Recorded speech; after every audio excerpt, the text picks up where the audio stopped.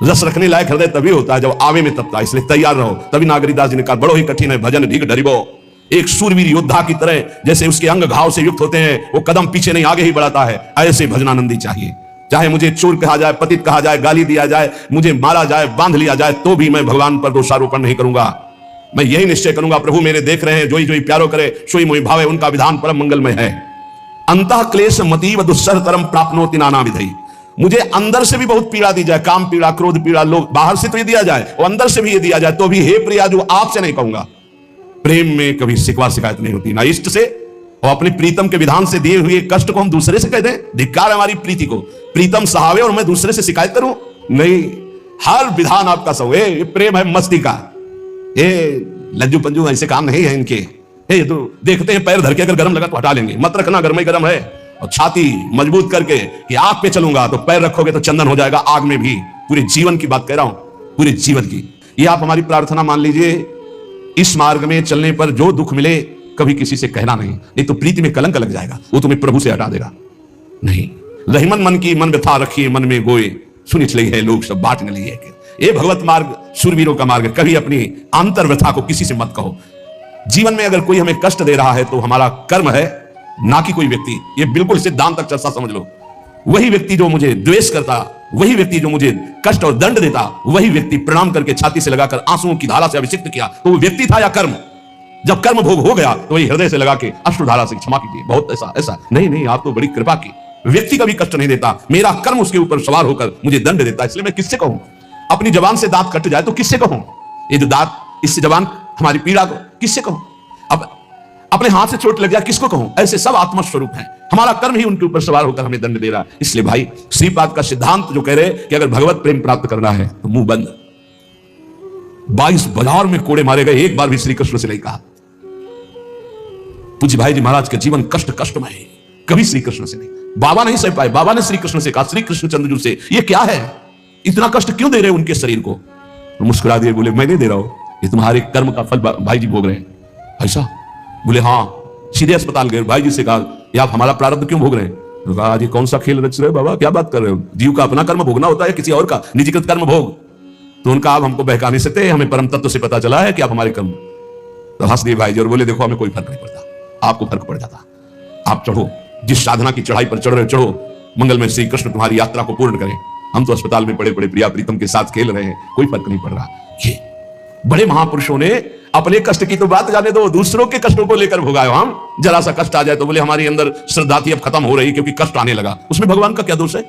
वो तो बड़े कृपालु हैं कि ऐसे पापात्मा होने पर भी मुझे महात्माओं का संग दिया, धाम का वास दे रहे, नाम जपवा रहे हैं। अब हमारे पूर्व प्रारब्ध हमें कष्ट दे रहे हैं, इस समय भी वो हमें दुलार कर रहे हैं। जीव समझता नहीं, केवल दोषारोपण भगवान और भगवत मार्ग पर कर देता है।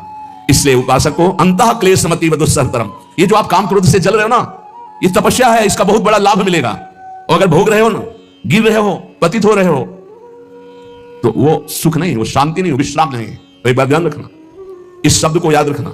ऐसे रहने पर भी हमारे द्वारा जो भी, वो हमारे स्वामी ऐसे लेते हैं, जन अवगुण प्रभु मान न काऊ, दीन बंधु अति मृदुल स्वभाव।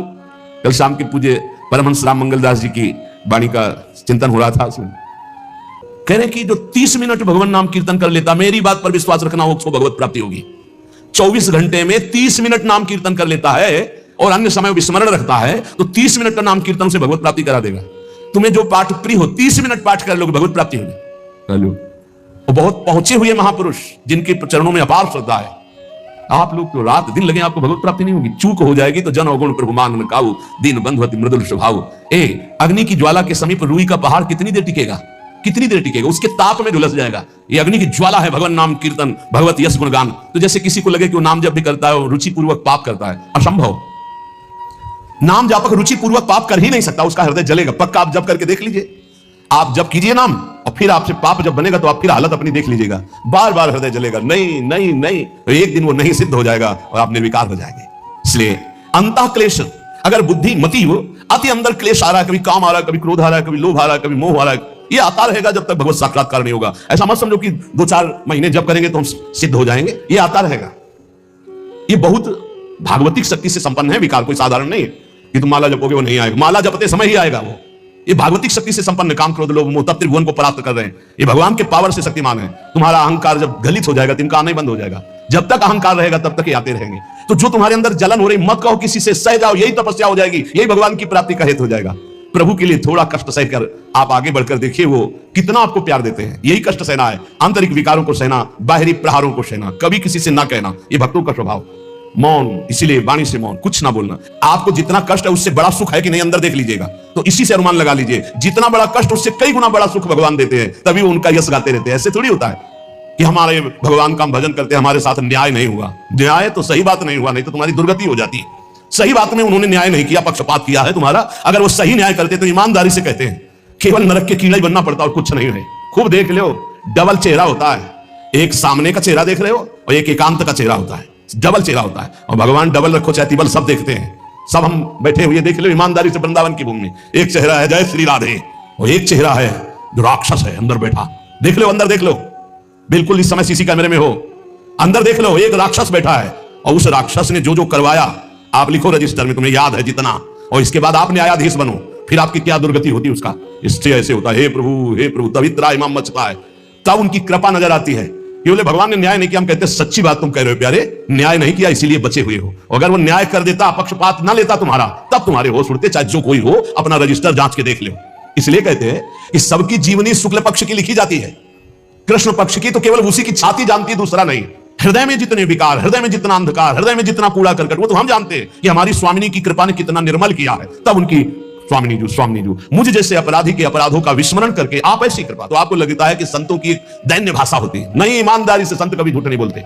जैसे कह रहे कि मौसम कौन कुटिल खलकामी, तो अंतर यह होता है कि आंख में जैसे थोड़ा पड़े तो बहुत बुरा लगता है, और पीठ में इतना बड़ा तिनका चला जाए तो कुछ समझ में नहीं आता। संतों का हृदय आंख जैसा होता है, थोड़ी सी भी गलती में हाय हाय मच जाता है, धिक्कार है तुम्हारे जीवन को, अपने को तुम क्या समझते हो और क्या है तुम्हारे अंदर विचार। और जो मलिन अंतःकरण वाला था, भारी भारी पाप करके भी उसको पश्चाताप नहीं होता। संत जनों को एक पाप की जरा सी वृत्ति की आभास स्फुरना, वो पूरा पाप नजर आने लगता है उनको, क्योंकि इतना निर्मल हृदय होता है। तो सच्ची कहते हैं कि जैसे घोड़ों की लगाम पकड़े हुए श्री कृष्ण अर्जुन की बैठे हैं, ऐसे अपने भक्तों की लगाम पकड़कर बैठ जाते हैं। तो यात्रा अध्यात्म की ऊंचाई की चलती, किसी की सामर्थ्य नहीं। इसलिए सब भक्त ऐसे तो आपको मिलेंगे। जहां सामर्थ्य की बात है वहां केवल श्री भगवान की कृपा है। इसलिए बाहर की पीड़ा और अंतर की पीड़ा अपने प्रीतम के द्वारा दी हुई मानकर सह जाओ, तो आगे प्रीतम तुम्हारा स्वागत करने के लिए खड़े, पक्का समझ लेना, पक्का। और वो देंगे ये पीड़ा, क्यों देंगे? इसी पीड़ा में पता चलता है कि तुम्हारे मन की सुई किधर जा रही है।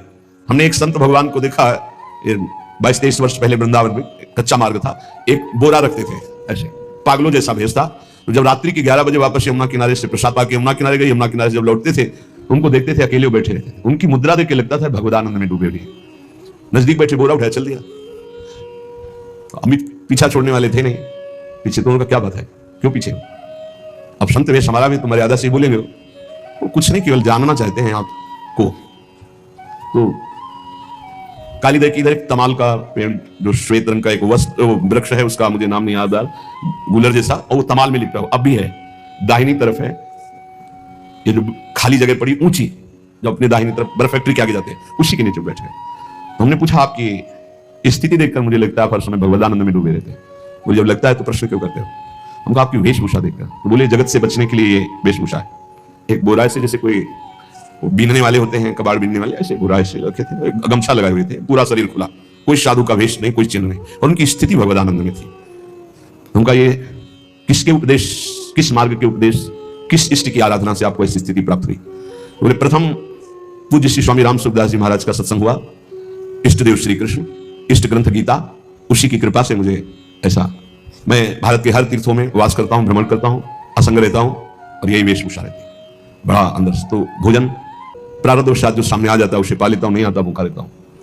तो अगर हम मधुकरी ले आवे कभी आप जिससे, तो पा लेंगे, बोले दे देंगे, तो पा लेंगे। दूसरे दिन मधुकरी लेकर रोज हमारी उनके चरणों में श्रद्धा, क्योंकि उनका रहना और चिंतन दोनों, रहनी और चिंतन बड़ी प्रशंसनीय, जो वीतराग परमहंस हो गया अक्षर सा वैसे, कुछ पास नहीं, केवल बोरा, वो नाटक के लिए बोरा की कोई समझे कबाड़ बिनने वाला, और एक गमछा से रंग बिरंगा, बस कुछ नहीं, कोई भागवतिक चिन्ह नहीं। एक दिन देखा वो बड़े मक्खियां भिन भिना रही, तो नजदीक गए, क्या होगा? कहा चुप जाओ। इनका बोली ना, बोले वमन और शौच दोनों हो रही है, शरीर बिगड़ गया है, तो हमका औषधि के लिए हम व्यवस्था, बोले इसलिए करो आप बच जाइए। हमका हमें बता तो दीजिए क्यों नहीं? तो बोले आया हुआ प्रारब्ध है, इसको हंस के भोगना है। ऐसे कोने में साइड में ऐसे पेड़ के किनारे पड़े 2-4-10 दिन जो भी व्यवस्था उनकी बनी, फिर हमको दर्शन नहीं मिले, अन्य तीर्थों में चले गए होंगे। ऐसा महापुरुष। क्या हम अपने शरीर को इतना प्यार करें कि भगवान से श्रद्धा हो जाए, भक्ति मार्ग में हम लड़खड़ा जाए? फिर सत्संगी किस बात का? ये पक्का समझ लीजिए, ये जो भगवत मार्ग है ये शूरवीरता का मार्ग है, सहन करने का मार्ग है। जितने भी महापुरुषों के चरित्र हैं आप पढ़ करके देख लीजिए, भगवान के चरित्र से भी ज्यादा लाभ भक्त चरित्र सुनने से इसलिए होता है कि हमको लगता है कि हमारे जैसा जन्म लेकर इतना कष्ट सहकर इस ऊंचाई पर पहुंचे, ये बड़ी बात है कि वो जीवत्व से हमारी तरह पैदा होकर ईश्वरत्व को जाता है। इसलिए भक्त चरित्र में विशेष बल हमको प्राप्त होता है। क्या क्या कष्ट सहते, और आप खुद देख लीजिए